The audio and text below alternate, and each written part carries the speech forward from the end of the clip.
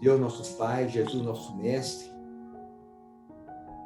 nossos mentores espirituais, agradecemos mais uma vez a oportunidade desse encontro, ainda que virtual,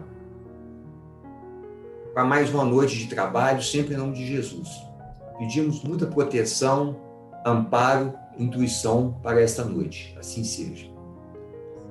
Wagner, como acontecem as doenças?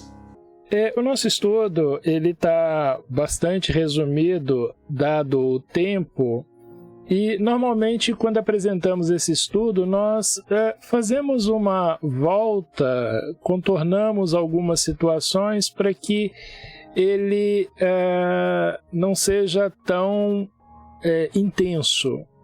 Então o que vai acontecer é que para uns o estudo pode parecer algo fantasioso, por não conhecer com mais profundidade a doutrina dos espíritos. Para outros, pode parecer que foi um estudo que foi fascinante, dado as informações que a doutrina nos oferece.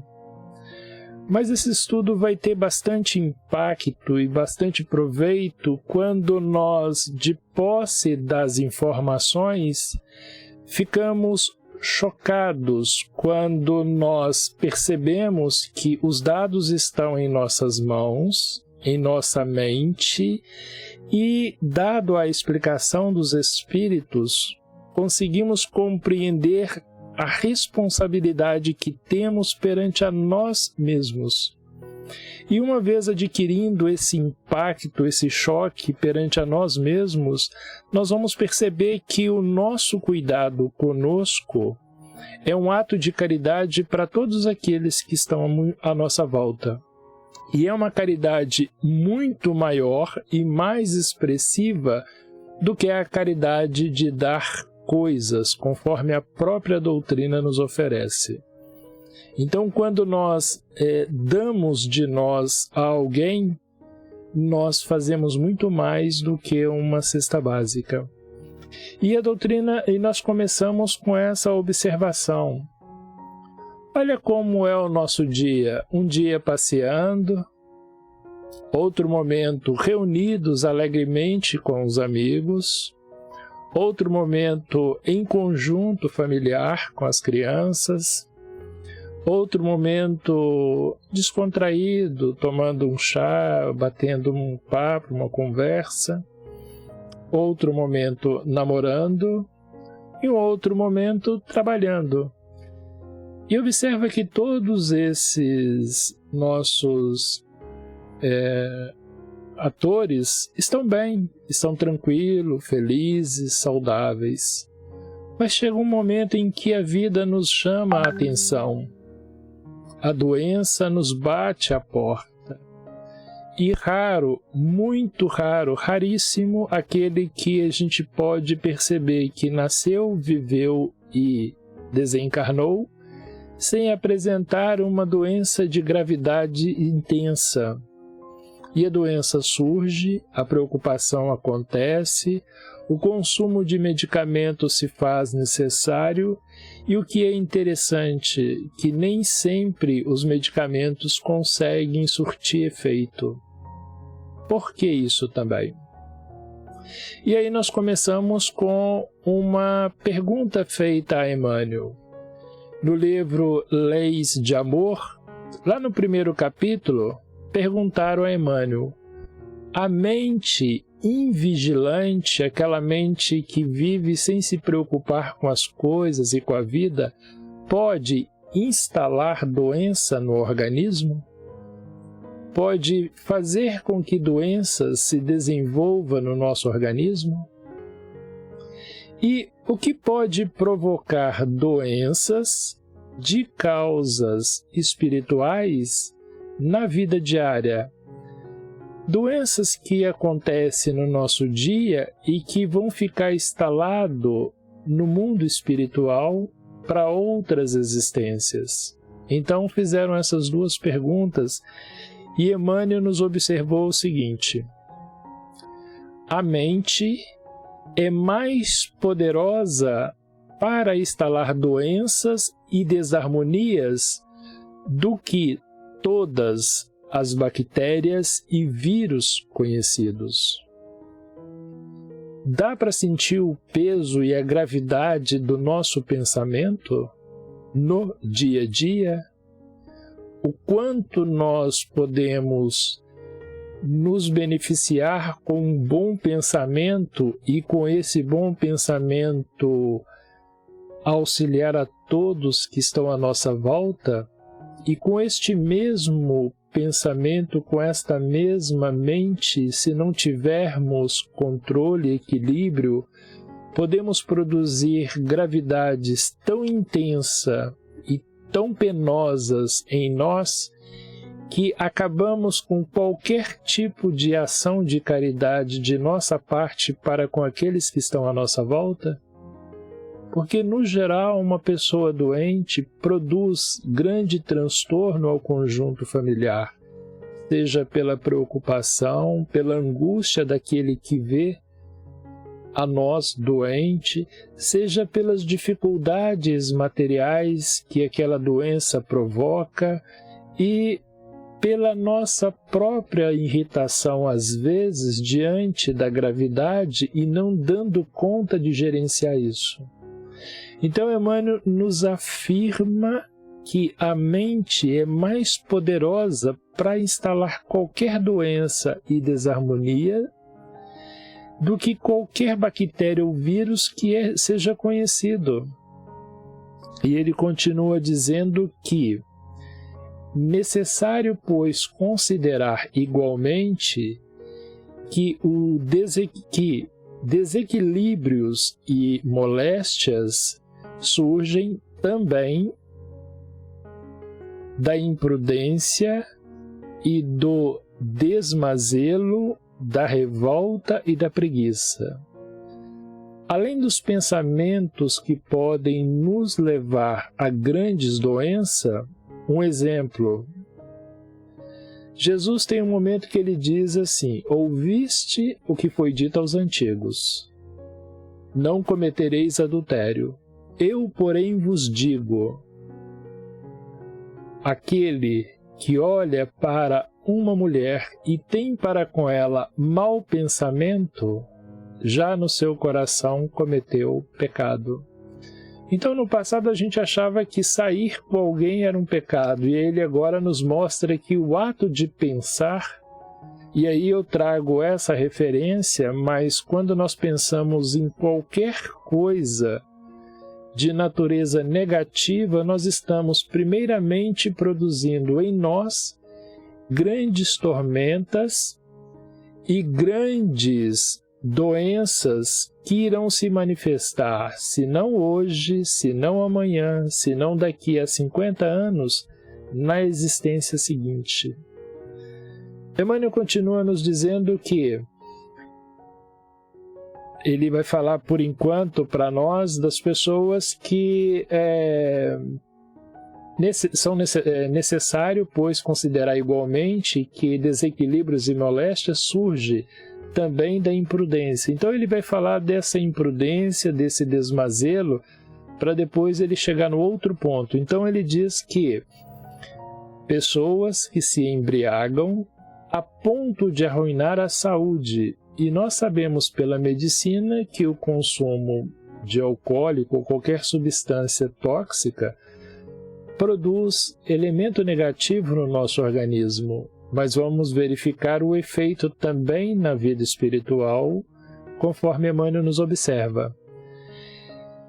Aquele também que esquece a higiene até se tornarem presas de parasitos destruidores e que se encolerizam pelas menores razões, destrambelhando os próprios nervos, ou que possam todas as horas, que passam todas as horas em redes e leitos, poltronas e janelas, sem coragem de vencer a ociosidade e o desânimo pela movimentação do trabalho. prejudicando a função dos órgãos do corpo físico em razão da própria imobilidade. Então, até aqui nesses pontos, Emmanuel nos observa que as doenças podem ser instaladas também pela imprudência, mas ele observa que a mente é mais poderosa para instalar essas desordens. E ele vai finalizando esse trecho dizendo que são criaturas que geram doenças para si mesmas nas atitudes de hoje mesmo, sem qualquer ligação com causas anteriores de existências passadas. Então ele nos mostra que a nossa mente produz as doenças que temos, e nós vamos verificar que todas as doenças que temos nascem da mente. Até mesmo uma infecção, uma contaminação, ela é promovida pelo nosso comportamento mental e é somada a esses outros comportamentos cotidianos. E o que é importante é que esse comportamento cotidiano, as doenças começam a surgir nesta existência e se prolongam pelas existências seguintes. Então a doutrina diz que nós somos espíritos. Então nós temos ali o corpo físico, o corpo espiritual e, por fim, o espírito. E aí a doutrina diz que o espírito, pode-se dizer que os espíritos são seres inteligentes da criação, povoam o universo fora do mundo material. E esse fora do mundo material nos vai ser útil um pouco à frente. E eles nos dizem que o espírito é, se nós quisermos, com base no nosso dicionário, eles nos descrevem que o espírito é uma chama, um clarão ou uma centelha etérea. Então mostra-nos que este somos nós. E vamos verificar então que nós temos um corpo físico e um corpo espiritual que é constituído no planeta no qual nós chegamos para aprendizado, para aprimoramento. E aí, Emmanuel continua dizendo, através de uma outra pergunta que fizeram a ele: o que estrutura espiritualmente o corpo de carne? O que no mundo espiritual auxilia na construção do nosso corpo físico, desde da gestação? E ele diz: o corpo espiritual, ou perispírito, é o corpo básico constituído de matéria sutil, matéria rarefeita, ou fluido cósmico universal, sobre o qual se organiza o corpo de carne. Então, o corpo espiritual é constituído do fluido cósmico universal daquele planeta e é através do corpo espiritual que se constitui o corpo físico. Indo em frente, nós vamos entender melhor como funciona isso. Então, quando um espírito ele sai de um mundo, de um planeta, para ir para outro, ele larga tudo que ele tem naquele planeta o qual ele está deixando. Então, ele chegando num novo planeta, a doutrina diz que o seu invólucro semimaterial ou o corpo espiritual daquele espírito que está chegando, ele tira do fluido universal de cada globo. Razão porque não é idêntico em todos os mundos esse fluido cósmico universal. Passando o espírito de um mundo a outro, esse espírito muda de envoltório como nós mudamos de roupa a cada momento em que vamos fazer alguma coisa. E aí nós temos a imagem de um espírito que chega de algum planeta ao plano terreno. Observamos que só chega a chama, a centelha, o clarão, nada mais. E aí esse espírito se conecta ao fluido cósmico universal do planeta Terra. E agora ele começa a absorver esse fluido cósmico universal em tempo integral até constituir o seu corpo espiritual. Constituído o corpo espiritual, esse espírito vai e vem até o momento em que lhe é chamado a tarefa no mundo físico, então ele tem que reencarnar. E reencarnando, como diz Emmanuel, o corpo espiritual é a base pela qual se constitui o corpo físico.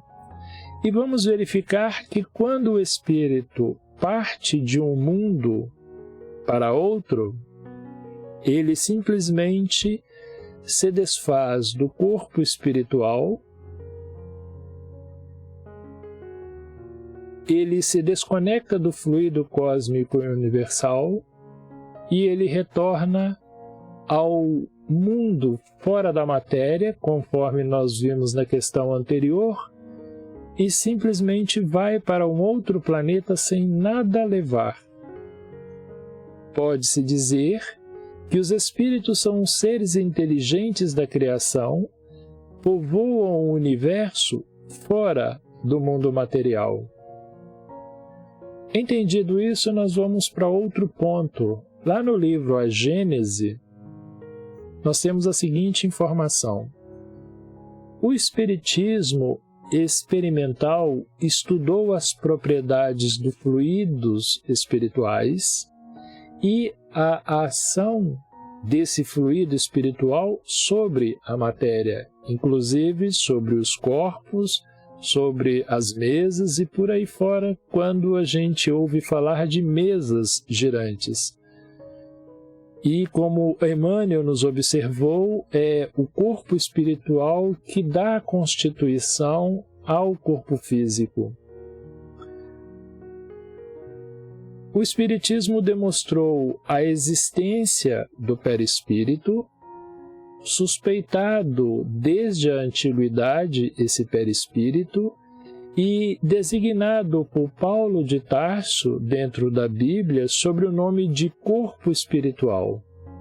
Sabe-se hoje que esse invólucro é inseparável da alma, enquanto a alma permanece naquele planeta. Como vimos na questão 94, quando esse espírito sai de um mundo e vai para outro, ele deixa momentaneamente aquele fluido daquele planeta e, num piscar de olhos, ele se encontra no outro planeta, no qual ele constitui novo corpo espiritual. Ele nunca está sem um corpo espiritual, mas ele não leva um corpo espiritual de um planeta para outro, a menos que seja iguais as condições. É o veículo da transmissão do pensamento, o perispírito. O perispírito representa importantíssimo papel no organismo e numa multidão de afecções ou de alterações ou de doenças que surgem no nosso corpo físico e que se ligam à filosofia assim como à psicologia. Porque à medida em que a filosofia e a psicologia passa a compreender melhor o ser que se encontra diante dela, o ser humano, o ser que está ali em tratamento, e compreendendo a existência de um ser espiritual, tanto a filosofia quanto a psicologia consegue auxiliar aquele indivíduo, dando a ele respostas e auxiliando a compreender os acontecimentos à sua volta. Seguindo, no livro Evangelho segundo o Espiritismo, o poder da fé se demonstra de modo direto e especial na ação magnética. E o que é o poder da fé? O poder da fé é aquele indivíduo que, crendo em algo, e essa crença é uma crença abstrata, é uma fé abstrata que somente aquele indivíduo que está pensando É somente ele que consegue entender e compreender. Tanto que alguém diz que eu tenho fé, mas ele não consegue descrever, narrar, explicar essa fé para qualquer outro, porque é algo tão íntimo, tão dentro de si, que é impossível qualquer outra pessoa compreender naquele que tem fé. Então, essa fé é um ato de pensamento, é uma capacidade de conhecimento e de compreensão. Então, os Espíritos falam que pelo pensamento que se movimenta as energias através do corpo espiritual, então esse poder da fé se demonstra de modo direto e especial na ação magnética. Por seu intermédio, o homem atua sobre o fluido, e aí a gente lembra que quando se está falando o homem, está falando no espírito, naquela chama, naquele clarão ou naquela centelha, porque compreendemos que o corpo físico é só um mero disfarce com que os espíritos se apresentam neste mundo. Questão 738A do Livro dos Espíritos. Então, por seu intermédio, o homem atua sobre o fluido, agente universal, modifica-lhe as qualidades e lhe dá uma impulsão, por assim dizer, irresistível. Como é que nós podemos desenhar esse ato para que seja compreendido por nós? Então nós temos aqui o Espírito. É uma chama, é um clarão, é uma centelha. Eu sou um Espírito. E cada um de nós que aqui se encontra nesta reunião, somos um Espírito. Estamos aqui temporariamente vestidos num uniforme ao qual escolhemos para aprimoramento. Questão 132 do Livro dos Espíritos. Que Deus impõe aos espíritos a encarnação para se aprimorarem. Então, o espírito, quando chega em um planeta, ele se conecta ao fluido cósmico universal, ele passa a absorver constantemente esse fluido cósmico universal, ele constitui o seu corpo espiritual, e é através do corpo espiritual que, quando ele reencarna, é que ele dá força, vitalidade ao corpo físico e, inclusive, formatação. Então, a doutrina nos mostra que, através da respiração, absorvemos fluido cósmico universal, através do alimento, através da prece, da oração, em todas as instâncias e em todas as situações, estamos sempre vinculados e consumindo o fluido cósmico universal. E aí a gente pode lembrar de Jesus, que há um momento em que ele caminha e para e pergunta: quem me tocou? E os seus discípulos estranhamente perguntam para ele: mas mestre, todo mundo à sua volta te segurando? E nos pergunta: quem te tocou? E ele fala: quem me tocou? Pois de mim saiu virtude. É que no nosso dia a dia, conforme o nosso comportamento mental, nós podemos ser caridosos, influenciando todos aqueles que estão à nossa volta por esse fluido magnético que nós dispersamos, bem como podemos ser o equivalente a um carrasco no meio aonde nós estamos, porque nós também continuaremos a dispersar esse fluido, porém com um sabor, com um tempero extremamente amargo. Jesus, pela sua evolução, ele distribuía àqueles que alcançavam o merecimento junto a Deus o benefício de ser amparado por um espírito mais elevado e que dispersava fluido cósmico universal, auxiliando aos doentes. E o fluido cósmico universal, a gente vai observar que ele é como o sangue, que à medida em que nós desejamos, podemos doar, ceder àqueles que precisam ou que menos têm. A tarefa do passe, por exemplo, é uma tarefa no qual o passista equilibrado, bem preparado, de bom pensamento no decorrer da semana, tem um manancial de fluido de boa qualidade para ceder no passe.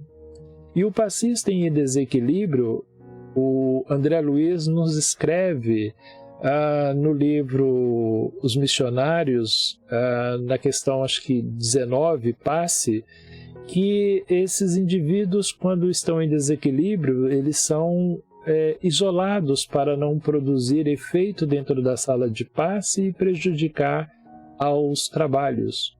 Então o passe, ele é como uma transfusão de fluido, como a gente faz essa doação de sangue. E aí a gente observa que no nosso cotidiano, na forma como nós pensamos, se nós carregamos medo, raiva, tristeza, angústia, revolta, nós vamos observar que esse fluido cósmico universal que não tem cor, não tem cheiro, ele começa a ser temperado pelo sentimento que nós temos, pelo pensamento de braveza, de raiva ou de tristeza. Então nós começamos a absorver esse fluido cósmico universal, temperando com um sentimento que nos é próprio, dado o nosso pensamento, e esse fluido cósmico universal começa a ficar envenenado. Nosso corpo espiritual absorve e acumula esse fluido cósmico universal, produzindo doença primeiro no corpo espiritual. E mais tarde essa doença se manifesta no corpo físico. E é dessa forma que todas as doenças surgem em nós. Aquelas que surgem do corpo físico para o corpo espiritual foi conforme o Emmanuel nos descreveu. Um sujeito preguiçoso, um sujeito que não tem asseio, então ele vai se contaminar primeiro pelo corpo físico, o corpo físico adoece pela negligência dele e vai infectar o corpo espiritual. E o corpo espiritual vai guardar essa doença até que ele aprende a se educando a ter comportamento melhor. Desse modo, ele desencarna, o corpo físico é enterrado com as suas feridas, o corpo espiritual permanece doente e quando ele reencarna novamente, as doenças surgem naquele corpo. Se ele muda de um planeta para outro, ele leva não o corpo espiritual, mas na sua memória os desleixos e as deficiências que serão reproduzidas novamente no novo corpo quando ele estiver constituindo esse corpo. Continuando, Emmanuel nos traz no livro Consolador, na pergunta 96, onde Emmanuel diz que as chagas da alma manifestam através do envoltório humano, do corpo físico. Temos alguém doente, eu estou doente, minha alma é que tem tudo o problema que está se manifestando no meu corpo físico. O corpo doente reflete o panorama interior do espírito enfermo. A patogenia, que é a pesquisa que a gente faz e observando o espírito que está doente, vamos achar nas atitudes, nos pensamentos desses espíritos, os agentes mórbidos capazes de provocar as doenças que ele está tendo, seja aquele pensamento de raiva, de ódio, de vingança, de desejos, não importa a natureza, encontraremos através da pesquisa. Então a patogenia é um conjunto de inferioridades do aparelho psíquico, ou do pensamento, ou do espírito que pensa. Continuando, nós vamos observar que quando Emmanuel nos pergunta quando nós conseguimos nos livrar dessas doenças, quando nós conseguimos melhoria.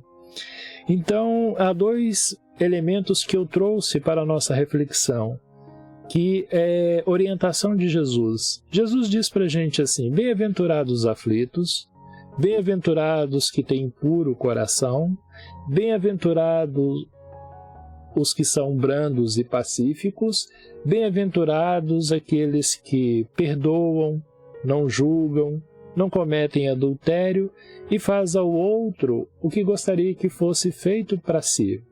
Então, quando nós temos esse comportamento, nós começamos a modificar o tipo de tempero que estamos adicionando ao fluido cósmico universal. Deixamos de aplicar fel, porque o nosso comportamento mental se renovou por completo, a gente está trabalhando para ter atitudes novas. Passamos então a temperar esse fluido cósmico universal com doçura, com analgésico, com vitaminas, com elementos que favorecem a uma boa qualidade desse fluido cósmico universal temperado. E aí o que ocorre? Nós começamos a tratar o corpo espiritual, começamos a renovar o corpo espiritual, começamos a desfazer das mazelas do corpo espiritual.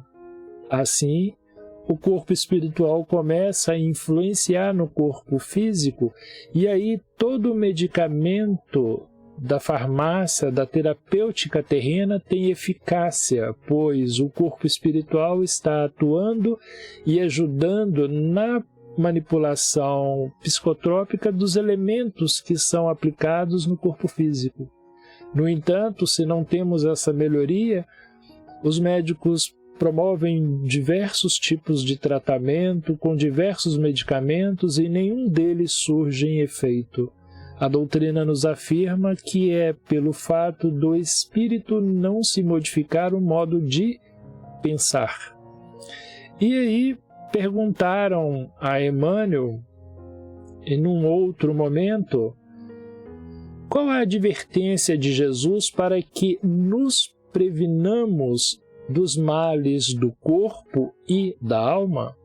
Então Emmanuel diz que, assinalando as causas distantes e próximas das doenças de agora, observando o que acontece conosco hoje, tendo compreensão que são fatos ocorridos dias passados ou de outras existências, destacamos o motivo por que os ensinamentos da doutrina espírita nos fazem considerar com mais senso de gravidade a advertência do Mestre.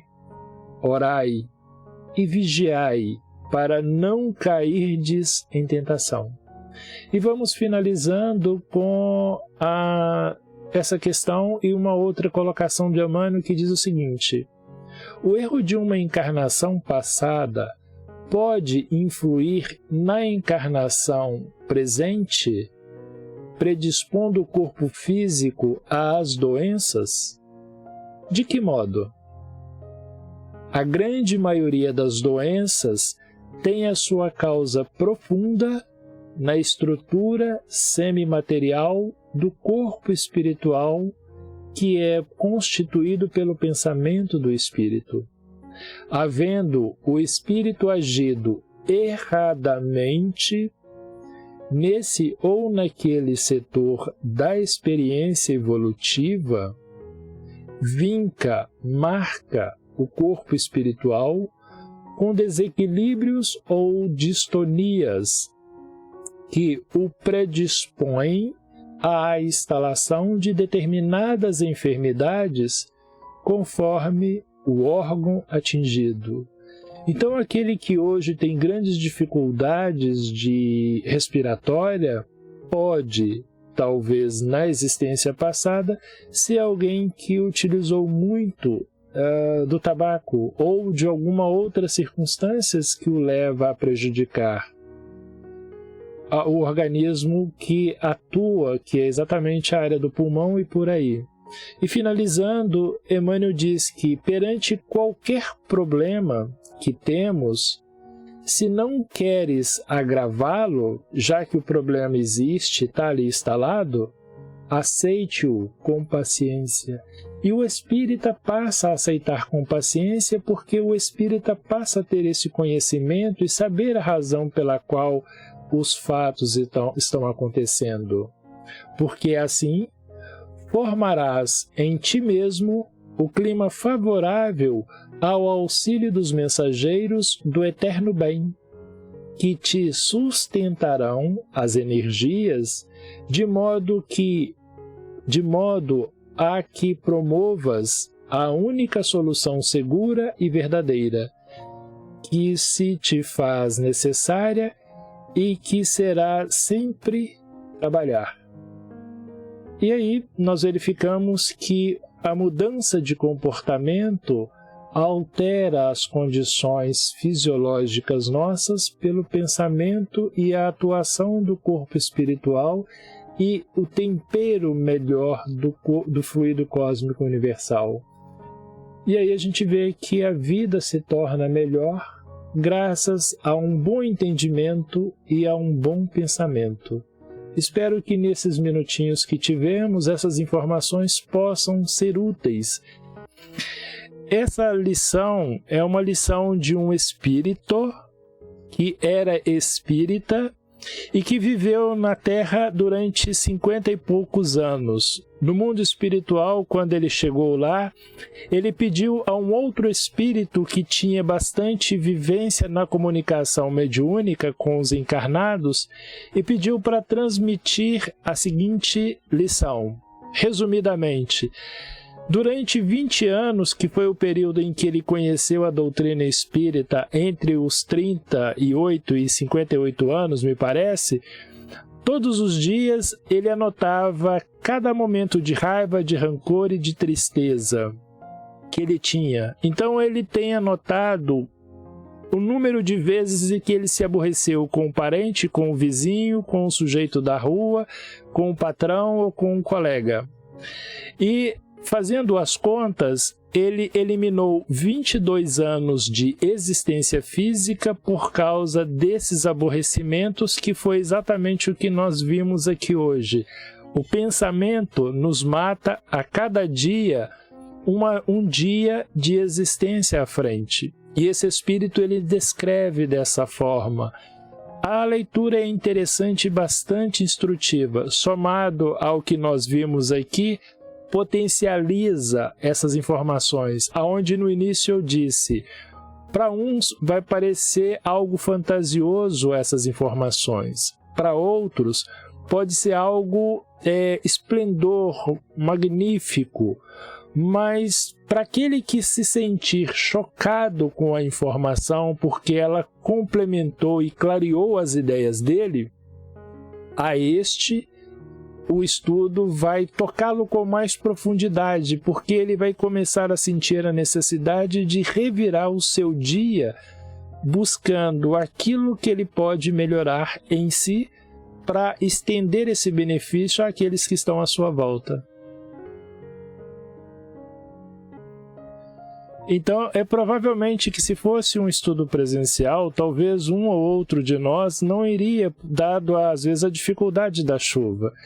E observem, estamos interagindo no conforto do lar e na harmonia do pensamento que, apesar da distância fisicamente, os fluidos energéticos eles não têm distância, eles se espalham por todo o universo e nos conectam o tempo todo. A gente só precisaria, talvez, de uns minutinhos a mais, e que pelo jeito parece que estamos ganhando. Mas é o seguinte, se o pensamento atravessa o globo, não vai conectar a gente a alguns quilômetros de distância? Estamos conectados.